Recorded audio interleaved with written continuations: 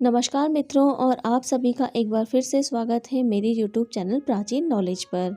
महाभारत ग्रंथ में मनुष्य के भोजन करते समय कुछ जरूरी नियम बताए गए हैं। अगर कोई मनुष्य नियमों का पालन करते हुए भोजन करता है तो उसे आरोग्य के साथ ही सुख, समृद्धि और वैभव की प्राप्ति होती है। शास्त्रों में बताए गए यह नियम वैज्ञानिक दृष्टिकोण से भी महत्वपूर्ण हैं। इस प्रकार से भोजन करने पर मनुष्य सभी देवी देवताओं का आशीर्वाद प्राप्त करता है।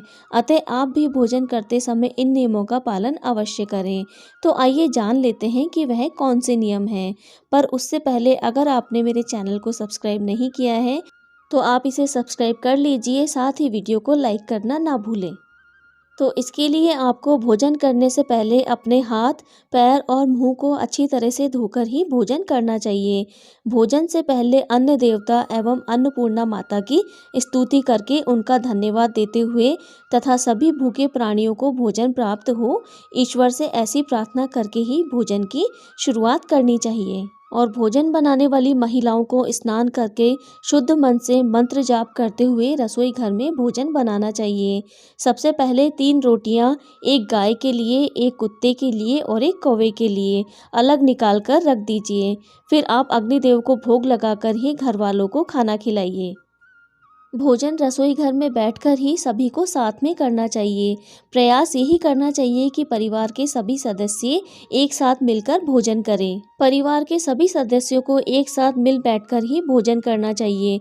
नियम के अनुसार अलग अलग भोजन करने से परिवार के सदस्यों में प्रेम और एकता कायम नहीं हो पाती है। भोजन करने का सही समय प्रातः और सायंकाल में ही भोजन करने का विधान है, क्योंकि पाचन क्रिया की जठराग्नि सूर्य उदय से 2 घंटे के बाद तक एवं सूर्यास्त से 2.5 घंटे पहले तक प्रॉपर रहती है। तीसरी बात, भोजन करने की दिशा। भोजन पूर्व और उत्तर दिशा की ओर मुख करके ही करना चाहिए।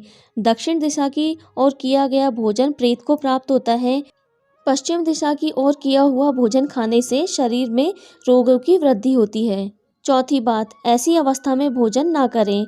शैया पर बैठकर अर्थात बिस्तर पर बैठकर भोजन नहीं करना चाहिए। अपने हाथों पर रखकर या टूटे फूटे बर्तनों में भी भोजन नहीं करना चाहिए, या फिर मल मूत्र का वेग होने पर भी भोजन नहीं करना चाहिए। कलह अथवा क्लेश के माहौल में भी भोजन करना अनुचित माना गया है। अधिक शोर शराबे वाले स्थान पर भी भोजन करना उचित नहीं है। पीपल एवं वट वृक्ष के नीचे बैठकर भी भोजन नहीं करना चाहिए। साथ ही परोसे हुए भोजन की कभी भी निंदा नहीं करनी चाहिए, और खड़े खड़े भोजन करना भी अनुचित माना जाता है। जूते पहनकर या सिर ढककर भी भोजन नहीं करना चाहिए। मित्रों, अब आइए जानते हैं कि हमारा भोजन कैसा होना चाहिए। बहुत तीखा या बहुत मीठा भोजन नहीं करना चाहिए। किसी के द्वारा छोड़ा हुआ भोजन भी कभी भी ग्रहण नहीं करना चाहिए।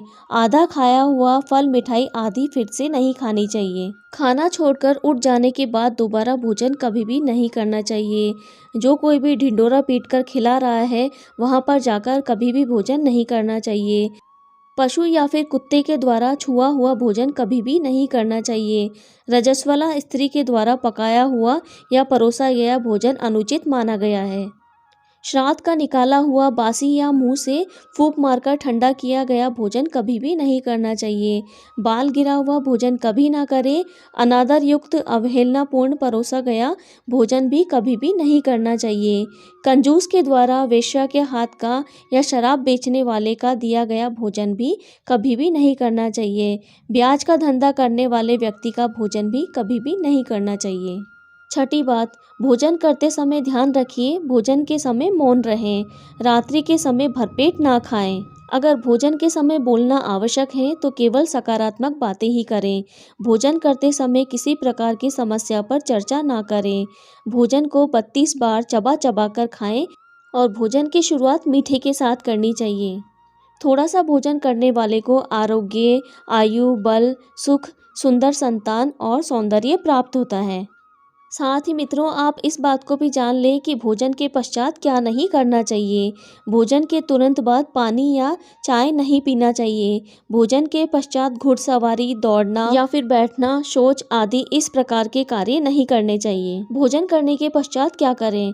दिन में भोजन करने के पश्चात टहलना चाहिए, और रात्रि के समय 100 कदम टहलकर बाई करवट में लेटना अथवा वज्रासन में बैठने से भोजन का पाचन अच्छे से हो जाता है। भोजन के 1 घंटे बाद मीठा दूध या फिर फल खाने से भोजन का पाचन अच्छी तरह से हो जाता है। भीष्म पितामह ने अर्जुन को दिए गए महत्वपूर्ण संदेश में कहा है कि जिस थाली को किसी का पैर लग जाए उस थाली का त्याग करना ही श्रेयस्कर होता है। ऐसी थाली विष्ठा के समान त्याज्य होती है। भीष्म पितामह कहते हैं कि भोजन के दौरान थाली में बाल आने पर उसे वहीं पर छोड़ देना चाहिए। बाल आने के बाद भी खाए जाने वाले भोजन से दरिद्रता का सामना करना पड़ सकता है। भोजन करने से पूर्व जिस थाली को कोई लांघ कर गया हो, ऐसे भोजन को कभी भी ग्रहण नहीं करना चाहिए। इसे कीचड़ के समान छोड़ देने वाला समझना चाहिए। भीष्म पितामह ने अर्जुन को बताया कि एक ही थाली में भाई भाई भोजन करे तो वह अमृत के समान हो जाता है। ऐसे भोजन से धन धान्य, स्वास्थ्य और लक्ष्मी की वृद्धि होती है। भीष्म पितामह के अनुसार पति पत्नी को एक ही थाली में भोजन करने को निषिद्ध माना गया है। भीष्म पितामह के अनुसार एक ही थाली में पति पत्नी अगर भोजन करते हैं तो ऐसी थाली मादक पदार्थों से भरी हुई मानी जाने वाली होती है। पत्नी को पति के भोजन के उपरांत ही भोजन करना चाहिए। इससे घर में सुख समृद्धि बढ़ती है। तो मित्रों, यह थी कुछ महत्वपूर्ण जानकारी जो महाभारत में बताई गई है। तो अगर आपको ये जानकारी पसंद आई हो तो मेरे वीडियो को लाइक, शेयर और चैनल को सब्सक्राइब करना बिल्कुल मत भूलिएगा। साथ ही कमेंट बॉक्स में माँ अन्नपूर्णा अवश्य लिखिएगा। मिलते हैं अगले वीडियो में एक नई जानकारी के साथ में।